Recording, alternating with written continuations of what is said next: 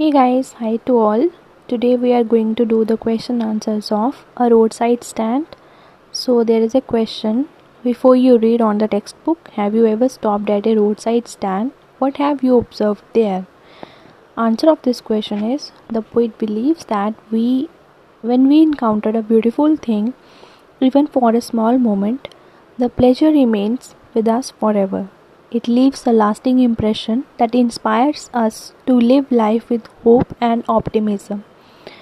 Poet यहाँ पे ये बताने की कोशिश कर रहा है कि जब भी हम किसी अच्छी सी चीज़ के साथ आमना सामना करते हैं तो चाहे थोड़ी से मोमेंट के लिए थोड़े समय के लिए ही हम उस चीज़ को चाहे देखते हैं या फील करते हैं, लेकिन वो जो इन्जॉय हमने उस मोमेंट में किया होता है वो हमेशा ही हमारे साथ रहता है।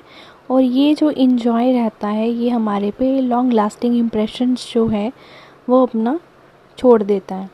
और उसी के साथ यही होप जो होती है हमारे बीच में और हमारा जो ऑप्टिमिज़म है वो हमें इंस्पायर करता है कि हम अपनी लाइफ को होप और ऑप्टिमिस्टिक होके जिएं। Now the textual questions. The very first question is, the city folk who drove through the countryside hardly paid any heed to the roadside stand or to the people who ran it.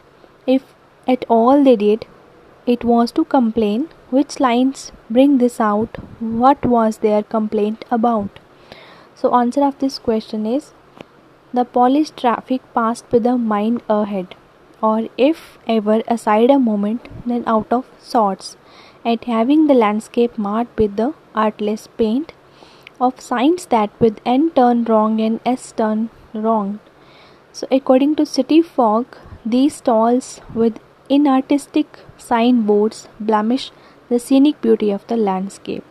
इस stanza में हमने ये पढ़ा था कि जो polish traffic जो पास करती है वहाँ पे उनका जो माइंड सेट होता है वो हमेशा यही रहता है कि हम दाएं बाएं ना देख के सीधा ही अपनी डेस्टिनेशन को फॉलो करें।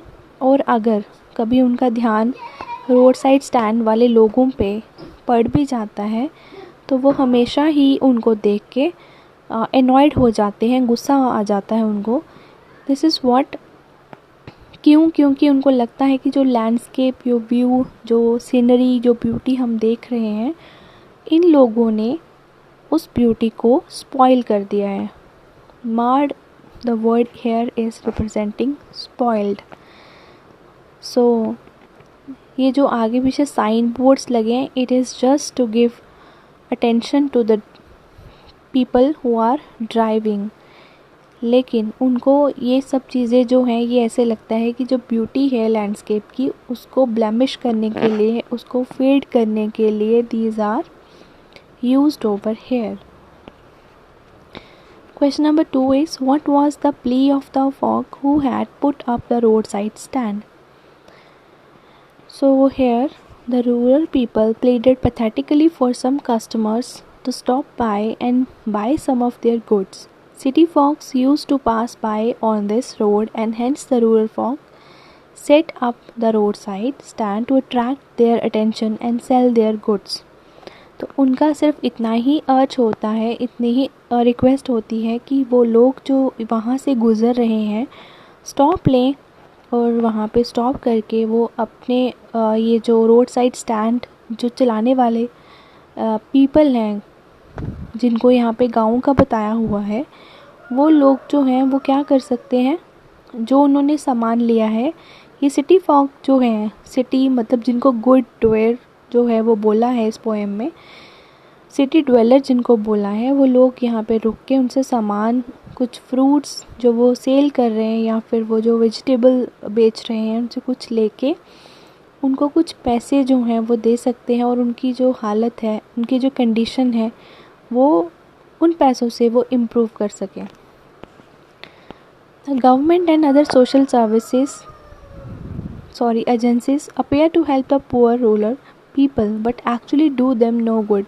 Pick out the words and phrases that the poet uses to show their double standards. So here the answer of this question is, The poet criticizes the double standard of the government and other social service agencies who promise to improve the standard of living of the poor farmers and show them the rosy side of life. Yet, when the time comes to deliver their promise, they either forget them to fulfill them, keeping in view their own benefits. The poet calls them greedy good doers and beneficent beasts of prey who swan over their lives. The poet says that these greedy people make calculated and well thought out shrewd moves to which the innocent, unaware farmers fall prey. These humble and simple farmers are robbed of their peace of mind by these clever people, the poet says, enforcing benefits that are calculated to soothe them out of their wits, and by teaching them how to sleep, they sleep all day, destroy their sleeping at night ancient way. So in this question you got that poet जो है वो किस तरह से in double standard लोगों को, जो government का है या फिर बाकी सोशल सर्विस एजेंसीज़ का है, उनको कैसे क्रिटिसाइज़ करता है, क्योंकि वो प्रॉमिस करते हैं इन पुअर लोगों के साथ आके कि हम आपका स्टैंडर्ड ऑफ लिविंग जो है उसको इम्प्रूव करेंगे. उनको रोज़ी साइड ऑफ लाइफ दिखाते हैं वो लोग कि हम आपकी लाइफ जो है वो इम्प्रूव्ड बनाएंगे, आपकी कंडीशंस जो है उनको इम्प्रूव करेंगे, आपको हम पैसे देंगे. लेकिन वो उनका मेन इंटरेस्ट होता है ये सब बोल रहा होता है, और वो ये भूल जाते हैं कि उन्होंने उन लोगों से कुछ प्रॉमिस भी किए हैं, क्योंकि उन्होंने अपने बेनिफिट को देख के उन लोगों को प्रॉमिस किया होता है. और उसके बाद पोइट ने इन लोगों को ग्रीडी गुड डोअर्स बोला है, जिनको बेनिफिशेंट बीस्ट बोला है. और ये लोग क्या करते हैं, ये ग्रीडी पीपल जो हैं वो अपना ही गेन जो है उसको कैलकुलेट करके चलते हैं, और बाकी ये इनोसेंट पीपल जो होते हैं, अनअवेयर होते हैं, जो वहाँ पे हार्डवर्क करने वाले लोग हैं, वो भी इनके हाथों शिकार बन जाते हैं.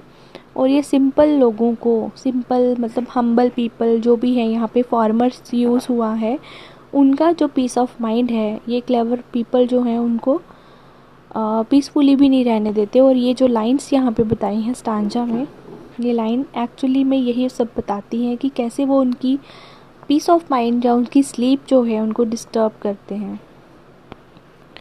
Next question is, what is the childish longing that the poet refers to, why is it vain. So childish longing जो है उसका बचपन से एक डिज़ायर है, उसको वो कंप्लीट करना चाहता है, उससे वो क्या रेफ़र करते हैं यहाँ पे Robert Frost.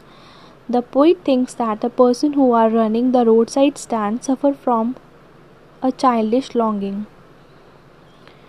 They are always expecting customer and waiting for their prospective customer. They keep their windows open to attract them. They become sad when no one turns up. They are always waiting to hear the squeal of brakes, the sound of a stopping car, but all their efforts go in vain. So here it was not referred by the poet. I was thinking कि Robert Frost की childish longing जो है what it's referring to, लेकिन यहाँ पे उन्होंने उन लोगों के बारे में बोला है कि उनके अंदर एक डिज़ायर रहती है, जो हमेशा ही ये सोचते हैं कि उनके कस्टमर्स जो हैं वो आएंगे और उनका कोई सामान जो है उसको वो जैसे सेल कर पाएंगे उनको, इसलिए वो हमेशा अपनी विंडोज़ जो है उसको ओपन रखते हैं ताकि वो उनको अट्रैक्ट कर सकें. और उसके बाद वो गुस्सा हो जाते हैं या फिर सैड हो जाते हैं, उदास हो जाते हैं जब उनके पास कोई नहीं रुकता.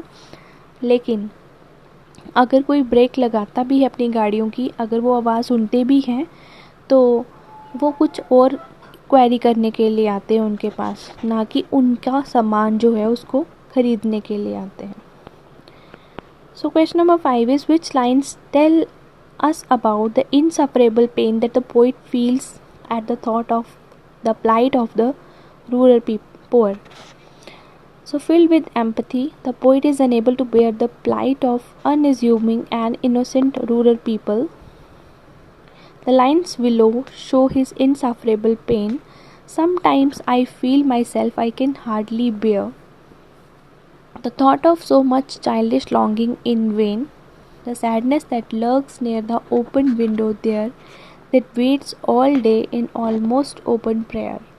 So here the poet is telling us that कि उसको ऐसे लगता है कि वो इस पेन को बेयर नहीं कर पा रहे हैं या टॉलरेट नहीं कर पा रहे हैं, क्योंकि जो रूरल फॉक है या फिर पीपल हैं, ये कैसे हैं, उनका इनसफरेबल पेन है, क्योंकि वो लोग किसी से एक्सप्रेस नहीं कर पाते कि what they are thinking, what is going on in there inside.